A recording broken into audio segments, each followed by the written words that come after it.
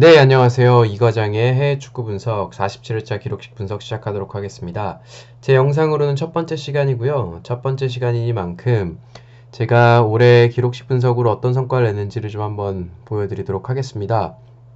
예, 다음 장으로 넘어가면 이게 제가 올해 온라인 배트맨으로 배팅했던 기록인데요.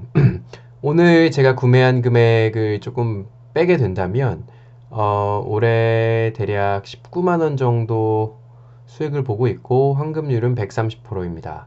이 아래쪽에 보시는 바와 같이 승부식과 기록식이 있는데 승부식에서는 약간 이익을 받고 기록식에서는 좀 이익이 좀 큰데요. 기록식 결과를 좀 살펴보게 되면 제가 올해 기록식에 베팅한 돈은 올해 한 해 동안 7만 5천 원이고요.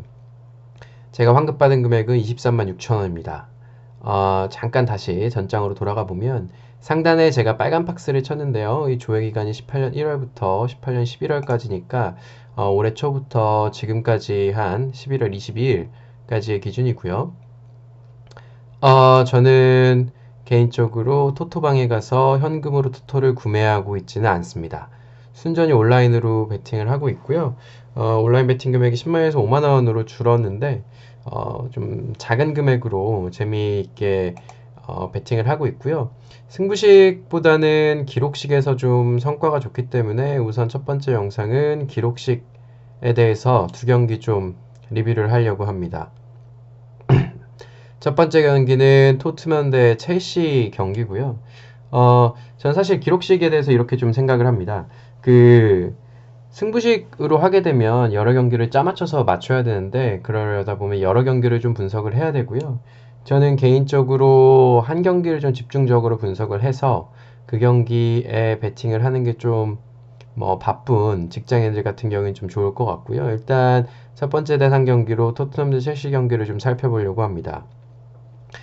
첫 번째로 볼 게 토트넘의 홈 경기 승률인데요.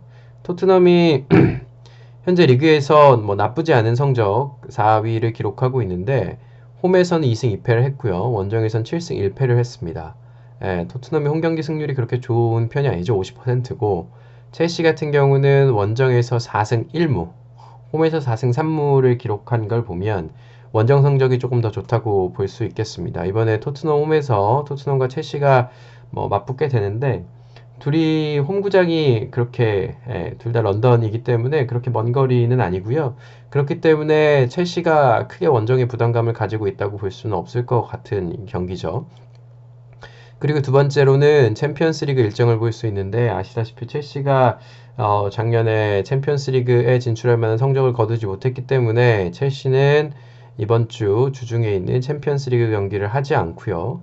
토트넘 같은 경우는 현재 인터밀란과 런던, 토트넘 홈에서 경기를 가질 예정입니다. 이렇게 봤을 때에는 첼시는 사실은 한 주 동안 체력을 좀 더 비축할 수 있고 토트넘과의 경기에서 전력을 다할 수 있겠으나 토트넘 같은 경우는 리그보다도 일단 좀 챔피언스 리그 탈락을 하느냐 마느냐의 위기에 처해 있기 때문에 인터밀란과의 경기에 더 힘을 쏟을 수밖에 없다라고 생각을 할 수 있고요. 세 번째로는 토트넘 팀 자체가 강팀에는 약하고 약팀에는 강하다고 볼 수가 있어요. 올해 리그에서 강팀이랑 두 번 붙었죠. 맨시티한테 졌고 리버풀한테도 졌습니다. 챔피언스 리그에서는 바르셀로나한테 졌지요. 그렇게 봤을 때는 물론 첼시가 리그 초반처럼 극강의 승률, 극강의 퍼포먼스를 보이고 있지는 않지만 그래도 EPL 내에서는 강팀의 위치고 강팀과 상대하는 토트넘 입장에서는 그동안 강팀이 약했던 약점을 좀 보일 수 있을 거라는 생각이 듭니다. 마지막으로는 포체티노와 사리 감독의 전술을 좀 비교를 하고 싶은데요. 전술뿐만 아니라 현재 팀이 처한 상황을 봤을 때는 사실은 토트넘이 역습에 최적화되어 있다라고 보기는 좀 힘들고요.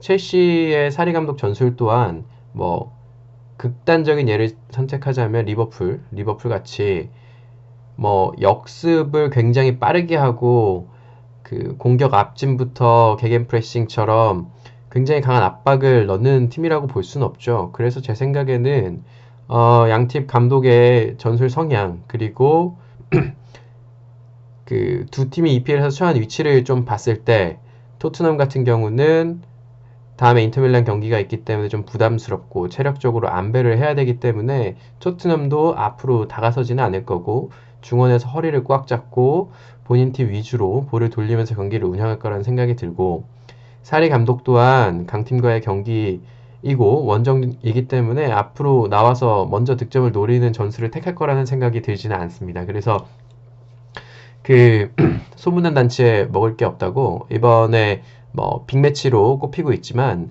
두 팀 감독이 안정적인 연수를 택할 가능성이 높다고 생각이 들고요. 토트넘의 득점력 또한 최근에는 부진한 것이 사실입니다. 그렇기 때문에 포치티노 감독도 득점을 노리기보다는 안정적으로 운영을 하고 또한 세트피스라든지 후반 막판에 득점을 노리는 전술을 쓰지 않을까라는 생각이 들고요.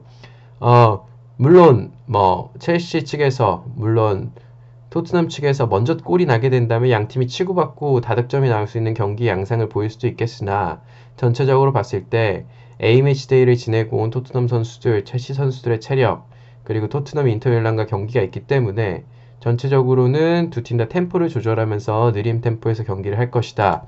이렇게 봤을 때는 다득점이 날 수 있는 확률은 좀 적다라는 생각이 들고요. 뭐 나봐야 한 팀에서 맥스 2골 정도 날 수 있다. 이렇게 보여지고 승패를 좀 예측해보자면 저는 무승부 내지는 첼시가 조금 더 유리하지 않을까라는 생각이 들고요.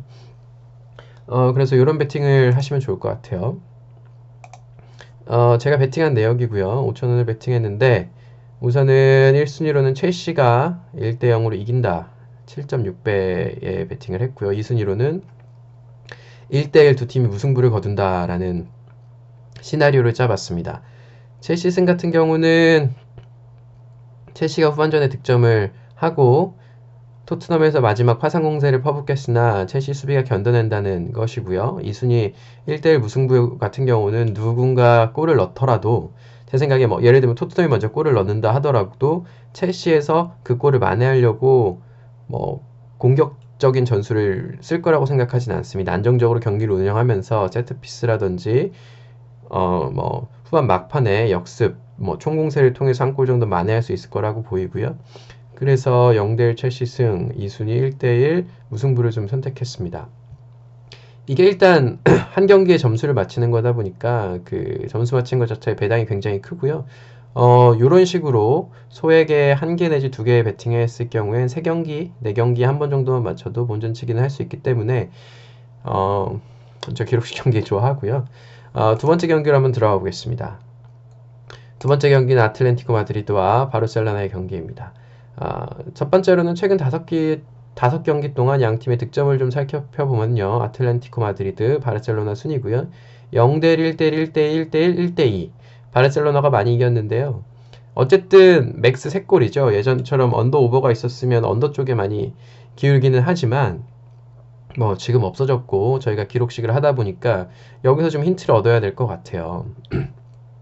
우선 아틀레티코 마드리드 홈에서는 바르셀로나가 득점하는 확률이 그렇게는 이제 높지는 않고요. 두 팀 다 바르셀로나랑 아틀레티코 마드리드가 다른 양악할 수 있는 팀을 상대로 득점을 하는 것보다 서로 강팀을 상대로 경기를 했을 때 이렇게 좋은 성적이 났던 것 같진, 많이 득점했던 것 같진 않아요. 그래서 이것도 조금 언더벳 쪽에 좀 가능성이 더 높다라고 보여지고요. 최근 10경기 동안의 아틀레티코 마드리드의 수비력을 한번 보겠습니다. 10경기 중에 8경기나 1실점 이하, 1실점 내지는 클린시트를 했다는 거고요. 그 나머지 2경기는 완전 터져버린 경기죠. 도르트문트에게 4실점을 했고 최근 경기에서 빌바오에게 2실점을 하고 3득점을 하고 이겼습니다. 뭐 아시다시피 시메오네 감독의 전술 덕분에 그 선수들이 굉장히 하나의 팀으로서 뭉칠 수 있고 또한 압박 역시 되게 강하죠. 그래서 아틀레티코 마드리드를 상대로는 사실 득점하기가 쉽지 않고 특히나 아틀레티코 마드리드 홈에서는 더더욱 골을 넣는데 좀 어려움을 겪고 있습니다. 마지막으로는 예측하기 힘든 라리가의 득점력인데요. 뭐 최근 5경기가 3골 이하로 났다고 하지만 라리가에서는 사실 골이 한번 터지기 시작하면 뭐 끝도 없이 터져요. 그래서 기록식 배팅에서 라리가가 그렇게 적합하진 않습니다. 그래서 저는 라리가의 배팅을 좀 크게 안 갔으면 좋겠다는 생각이 들고요. 더더욱이나 마음에 걸리는 것이 메시가 이제 국가대표를 안 뛰죠. A매치 기간 동안 쉬었다는 말인데 한 주, 그러니까 뭐 정확히 날짜만 보면 2주 동안 휴식을 가졌고 지난주 주말에 쉬었죠. 그럼 메시가 좀 더 힘을 내고 퍼포먼스를 낼 수 있을 거라는 생각이 들고요. 어, 그렇게 봤을 땐 사실 바르셀로나 승에 조금 더 손을 들어줘야 되는 게 맞으나 바르셀로나 쪽이 조금 배당이 좀 작죠. 그래서 저는 그냥 딱 한 가지 시나리오 아틀레티코 마드리드가 열심히 수비하다가 마지막에 세트피스나 후반전에 한 골을 기록하고 그대로 경기가 끝나버리는 케이스에 이러죠 넘어갑니다. 예, 2,000원을 베팅했습니다.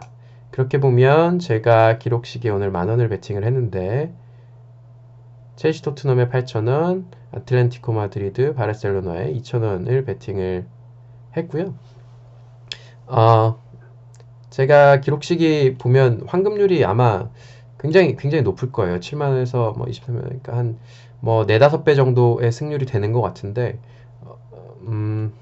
믿고 한번 따라와 보시면 좋을 것 같고요. 물론 최종 선택은 여러분께 있지만 제가 분석한 바에 의하면 이렇고요. 조만간 내일 베팅하실 수 있는 EPL 분석으로 다시 찾아오도록 하겠습니다. 도움이 되셨으면 구독 눌러주시고요. 또 눌러주시면 알림 눌러주시면 제가 올린 거 그때그때 볼 수 있으니까요. 제가 아마 저녁 늦게나 올릴 수 있을 테니까 알림 눌러주시면 좋을 것 같습니다. 고맙습니다.